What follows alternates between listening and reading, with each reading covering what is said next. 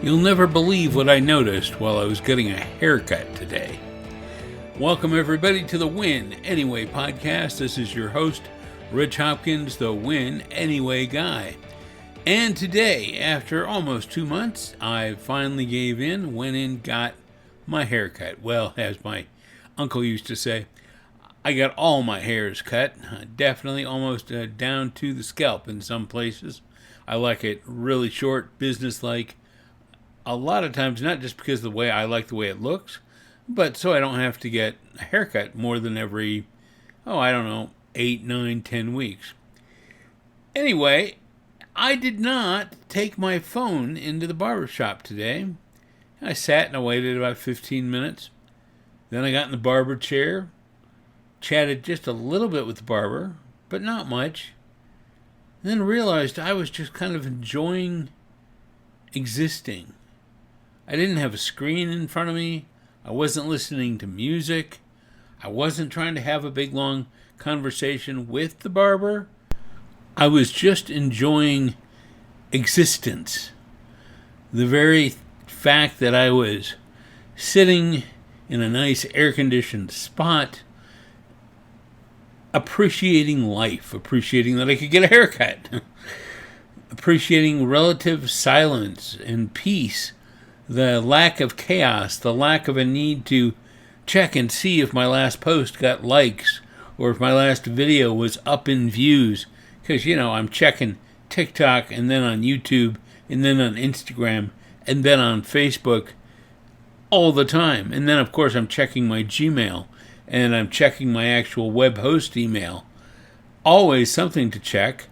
And then there's always something to do when I'm at my computer, like record a podcast, or write an article, or contact somebody, do some outreach, send out information to people, or try to get some sort of speaking opportunity, attend a Zoom meeting, coach my clients.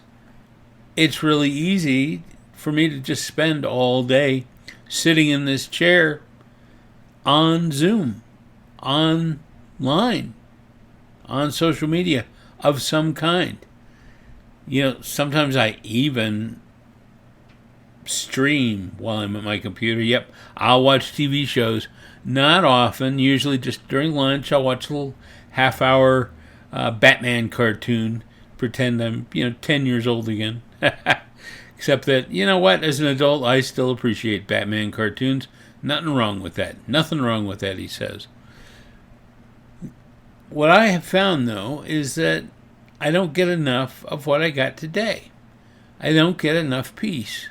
Just time to myself in silence. They say we should meditate, that we should take that moment to be one with ourselves, to spend a few minutes just thinking about nothing. Of course, when I think about nothing, I think about Seinfeld, which was a show about nothing. And then I go off in all sorts of different directions. That's the way our brain works, isn't it? The more we try to think of nothing, the more we start thinking of something, and then a bunch of other somethings, and it just connects. The hardest thing in the world to do is to just sit in peace. To close our eyes, maybe focus on some pretend object in the blackness,